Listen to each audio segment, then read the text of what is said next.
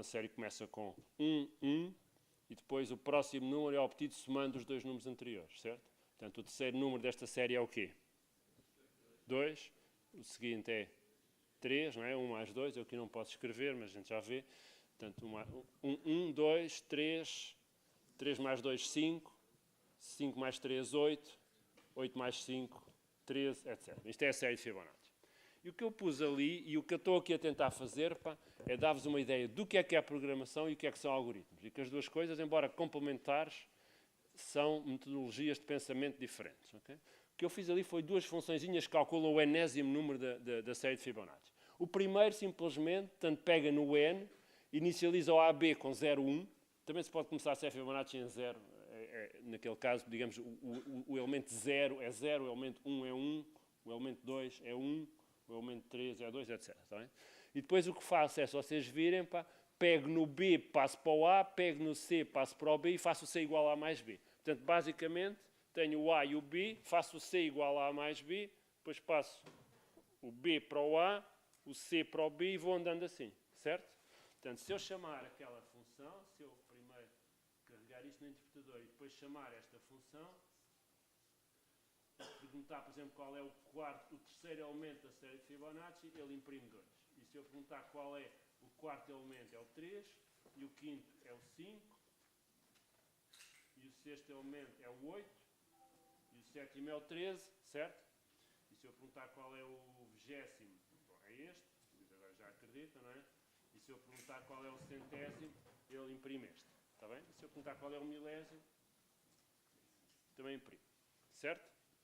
Até aqui não há nada, quer dizer, ali podem perder ali uns minutos de volta do código, vocês acreditam que aquela primeira função calcula o enésimo elemento da série de Fibonacci e, de facto, calcula.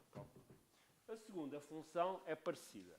Usa um conceito que é recursividade, que eu acho que vocês talvez ainda não tenham falado, ou talvez sim, mas basicamente usa simplesmente o conceito que o enésimo número da série de Fibonacci é igual ao enésimo menos 1 mais o enésimo menos 2, certo? E, portanto, eu digo aqui que o enésimo número é simplesmente o enésimo menos 1 mais o enésimo menos 2. Okay? Há um problema? Não.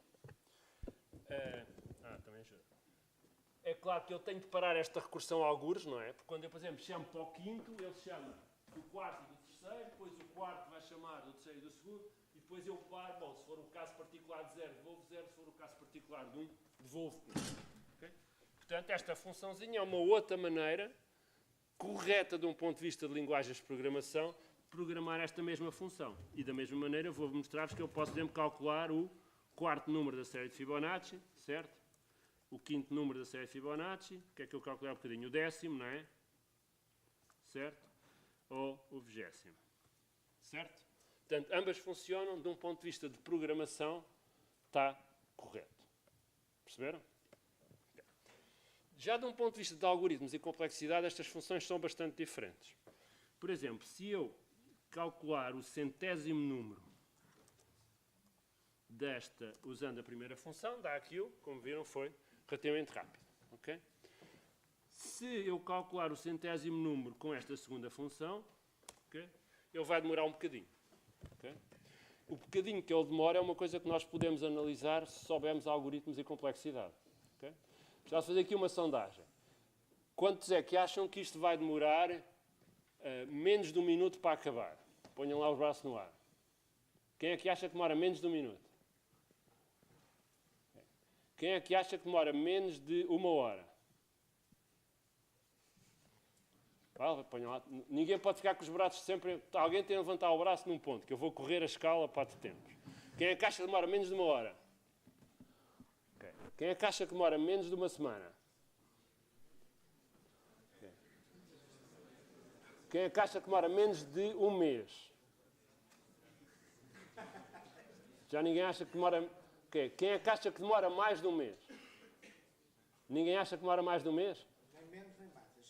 Estes gajos não acham nada, já percebi. Vocês estão a fazer batota, não levantar o braço não é resposta. Vamos lá, toda a gente tem de levantar o braço em algum ponto da escala onde eu vou dizer. Vamos lá repetir isto. Quem é que acha... Bom, um minuto agora já é tarde. Quem é que acha que demora menos de 2 minutos? Levantem lá quem acha que isto vai acabar em menos de 2 minutos. Quem é que acha que isto demora menos de uma hora? Okay, a maior parte das pessoas acham que isto de uma hora safa-se. Ok. Quem é que acha que isto demora menos de um mês? Okay. Agora vamos fazer ao contrário. Quem é que acha que isto demora pelo menos um ano, mais de um ano? Levantem lá o braço quem acha que isto demora mais de um ano. Vai, que eu quero contar. 1, 2, 3. É isso? Okay. Quem é que acha que demora mais de 100 anos? Ok. Portanto, ninguém acha. De facto, pá, este programa, eu fiz assim umas contas rápidas, que aliás já vou fazer com vocês, demora pá, muito mais pá, do que 10 trilhões de anos a acabar. Este programa nunca vai acabar. Portanto, o universo pá, só tem 15 bilhões de anos, portanto, e 15 bilhões de anos é uma fração ínfima do tempo que este programa vai demorar a acabar. E a razão é simples e fácil de perceber. Vocês percebem, quando eu chamei aquilo com o número 100, ele vai chamar Fibonacci de 99 e Fibonacci de 98, certo? Porque é uma recursão. Depois o 99 vai chamar o Fibonacci de 98 e o de 97. E o de 90, como é que é? 99. E o de 98 vai chamar o 97 e o 96. Estão a ver o que é que isto dá? Dá uma árvore binária com profundidade de 100. Okay. Uma árvore binária com profundidade de 100 tem 2 elevado a 100 nós. Portanto, o programa vai ter de ir a cada um destes 2 elevados a 100 nós. Okay? 2 elevados a 100 nós é mais ou menos 10 elevado a 30. Okay? 10 elevado a 30, num ano há cerca de 10 elevado a 8 segundos. 3 vezes 10 à sétima, portanto. Como é que era a conta? Sim. Vamos imaginar que ele visita cada um destes nós no nanosegundo. Não visita, que isto é um bocadinho mais lento. Vamos imaginar que visita cada um destes nós no nanosegundo, ok? Portanto, em vez de 10 elevado a 30, ele vai demorar 10 elevado a 21 segundos, ok? Um ano tem menos, tem um terço, mas vamos dizer que tem 10 elevado a oitava segundos, ok? Portanto, ele vai de 10 a 21, 10 a oitava, vai demorar mais do que 10 elevado a 13 anos. Okay? Estou a ser otimista. Portanto, este programa vai demorar no mínimo 10 elevado a 13 anos, ou seja, 10 trilhões de anos. Okay? Como eu disse, o universo só tem 15 bilhões de anos, portanto é um milésimo deste tempo. Portanto, este programa nunca vai acabar. Se vocês não souberem algoritmos, não sabiam isto. Não é? E podiam ficar aqui à espera uns minutos, umas horas, uns dias, até concluírem que o computador estava a variar. Portanto, eu aqui, não está a variar. Ele está a trabalhar para estar penosamente a verificar. Reparem que eu pus 100, mas se eu pusesse 1000, em vez de ser trilhões de anos, era um número tão grande que a gente nem sequer tem designação para ele. Okay? Portanto, é isto que vocês vão aprender em algoritmos e complexidade. Vão aprender a perceber quando é que um programa, quando é que a complexidade de um programa é tal que ele vai funcionar mal. Não é? Coisas tão simples como a colocação de professores ou as conversões das tabelas das bases de dados nos sítios ou em sistemas de informação desse tipo, têm problemas que podem vir de muitas fontes. Têm problemas que podem vir de fontes alguém não analisou devidamente os requisitos e aquilo está mal pensado, e depois há outras questões que simplesmente aquilo está tão mal desenhado do ponto de vista algorítmico que nunca mais vai acabar. Okay? E, portanto, vocês nas cadeiras de algoritmos de estruturas de dados, nomeadamente algoritmos de estruturas de dados, análise e síntese de algoritmos, e algumas depois cadeiras mais avançadas, vão aprender a fazer esta análise e perceber porque é que há maneiras certas e maneiras erradas de fazer programas. Okay? E o Alexandre vai-vos mostrar daqui a bocadinho um exemplo de uma maneira de ordenar números, que é talvez a maneira mais básica de demonstrar que eu posso dizer uma coisa que corre numa fração de segundo ou que demora 1000 anos a correr. Okay? Bom, alguma dúvida? Portanto, ninguém adivinhou que isto ia demorar mais que um ano a correr. Vocês vão ter de trabalhar nas cadeiras de algoritmo. Se calhar o problema dos sítios não é os índices. É que eles carregaram no botão. Não aparece que vai levar 1 trilhão de anos a aparecer. Não sabem? Bom, engenharia de software. Engenharia de software é uma cadeira que de alguma maneira integra os conhecimentos que vocês têm das outras e se prende com como é que uma equipa grande de programadores desenvolve um sistema complexo, como é que um sistema complexo é especificado, que arquiteturas é que devem ser usadas num sistema complexo. Vocês agora com os primeiros programas em Python, isto de arquiteturas não vos diz nada. Não é? Vocês têm um programazinho, são 4 linhas e estão a tentar perceber o que é que o programazinho faz. Mas os programas normais não têm 4 linhas, não têm 10 linhas. Por exemplo, o Phoenix tem 2 milhões de linhas de código. Portanto, vocês percebem que perceber que o Fênix já foi desenvolvido por dezenas e dezenas, provavelmente centenas de pessoas. Portanto, tem de haver um processo de desenvolvimento que garanta que quando uma pessoa sai, o processo fica documentado, as interfaces estão documentadas, todo o sistema está documentado. Isto é verdade para o Fênix, é verdade para um sistema operativo como o Windows, é verdade para um programa como um browser, portanto, é verdade para o Excel, para o Word. Qualquer uma destes programas tem milhões de linhas de código. Okay? E, portanto, é preciso desenvolver e adotar metodologias que permitam garantir que a arquitetura é adequada, que o software tem uma certa qualidade, etc.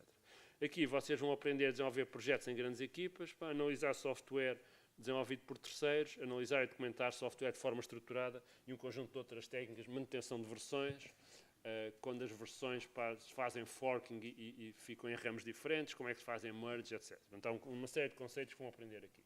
Portanto, já perceberam que programação, algoritmos e engenharia de software são um conjunto de valências que são essenciais para qualquer engenheiro informático e que o que vocês saírem daqui depois podem aplicar a muitas áreas, mas não podem trabalhar nessas áreas se não souberem programar. Algumas pessoas vão vos dizer que um gajo pode, se não gostarem muito de programação, pode ser um bom engenheiro informático não sendo bom em programação. É mentira. Qualquer bom engenheiro informático tente saber programar, tente perceber estes conceitos, tente saber estas coisas que eu referi.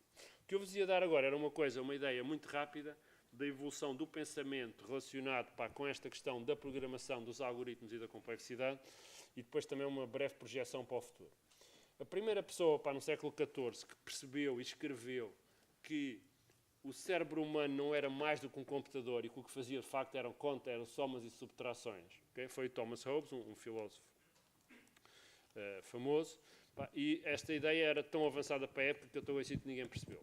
Mas ele escreveu, veio-se a perceber muitos séculos depois, e o que ele percebeu é que o raciocínio em si é um processo de computação. É um conjunto, são algoritmos, não é? Da mesma maneira que as pessoas somam e subtraem, o cérebro não faz mais do que fazer um conjunto muito complexo de computação. Bom, andamos para a frente para uma série de séculos, esta ideia ficou basicamente escrita num livro provavelmente percebida por pouca gente, até que o Babbage, no século XIX, decidiu criar dois computadores mecânicos, que podem ser vistos basicamente como os primeiros computadores de uso geral, o Difference Engine e o Analytical Engine. O Analytical Engine ele nunca o terminou, foi construído depois no século XX, já no fim do século XX, para mostrar que o projeto dele estava correto. Na altura não havia tecnologia para o construir. O Difference Engine é basicamente uma máquina de somar e subtrair sofisticada para que pode fazer somas e subtrações múltiplas. Ele construiu e foi usado durante muito tempo para calcular tabelas diversas. O Analytical Engine é mais poderoso. O Analytical Engine era programável por cartões, e, portanto, nós podíamos pôr numa sequência de cartões, enfim, se tivesse existido na altura, o conjunto de operações que ele tinha de calcular. Era puramente mecânico. Esta história da programação por cartões não é muito diferente do que ainda há pouco tempo existia. Eu, quando entrei no técnico, a maneira como aprendíamos programação era com programação por cartões. Portanto, havia um conjunto de perfuradoras ali na entrada, onde agora é a recepção. E a gente ia para lá com os blocos de cartões, eu por acaso costumava trazer, mas não trouxe. Cada cartão era uma linha de código, não é? Depois metíamos a pilha de cartões na janelinha do computador e daí a 2 horas íamos lá ver o que é que tinha acontecido. Se houvesse um erro no código, ele dizia erro na linha 33, a gente corrigia a linha 33 e metia outra vez. Portanto, a vossa vida agora, apesar de tudo, é um bocadinho mais fácil, mas estou a referir isto para dizer que a ideia de programar com cartões do Analytical Engine não é muito diferente da maneira como a gente programava os Digital e os IBM no princípio dos anos 80. O que é relevante é que o Analytical Engine é um computador geral, portanto ele podia fazer qualquer coisa, embora o próprio Babbage talvez não tenha percebido completamente isso, mas uma amiga dele, que era a Lady Lovelace, que era filha do Lord Byron, percebeu